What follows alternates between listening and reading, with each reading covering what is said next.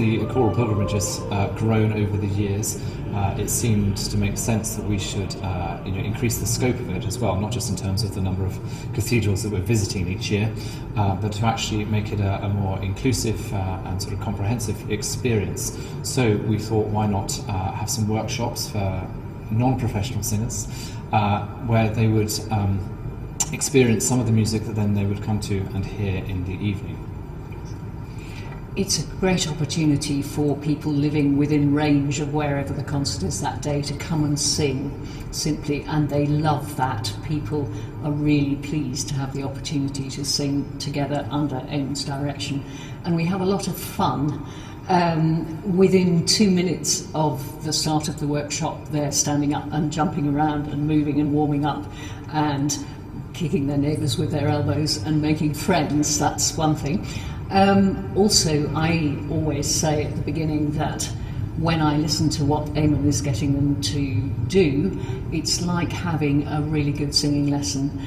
Simple vocal things that make all the difference, and I feel I'm benefiting from that actually every time we do it.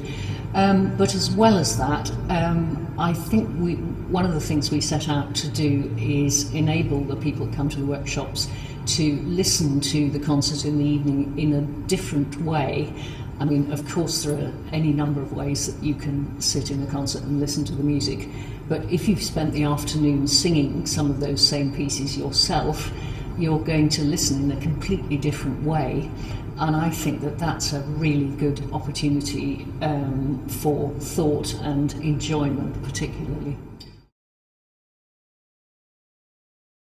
We've been pretty lucky actually in that it's a wide base of people, ranging from your dare I say it, your more experienced sopranos, right down to school children who've heard about the choral pilgrimages, perhaps those who are interested in singing themselves, and they want to come and get inside the music more. I would love to tell people what it's like being a member of the 16 and travelling around. Usually they can't believe that you're going to drive home the same night after the concert. In fact, we always run out of time. 4 hours is not enough. There's far too much to do in 4 hours to talk enough. Of course, one would always like it to go on longer, but yes, we are very pleased when people ask questions, and we're delighted to talk informally about what it's like. Yeah.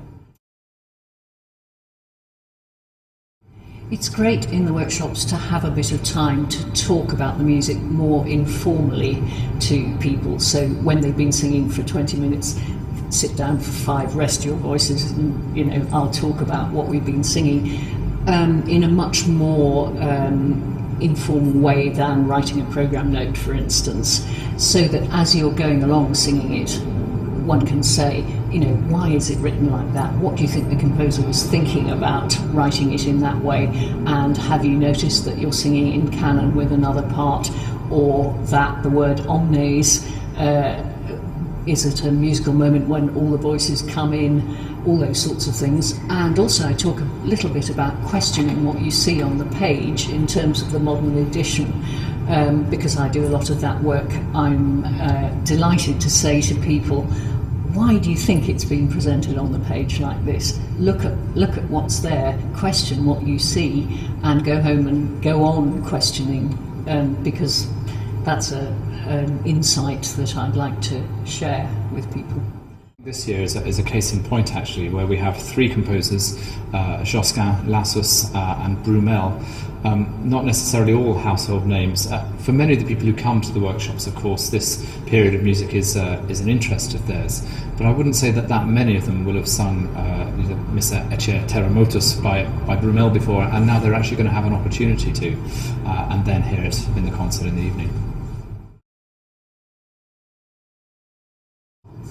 No, I think we find the case that each group that we work with on each workshop is the best one.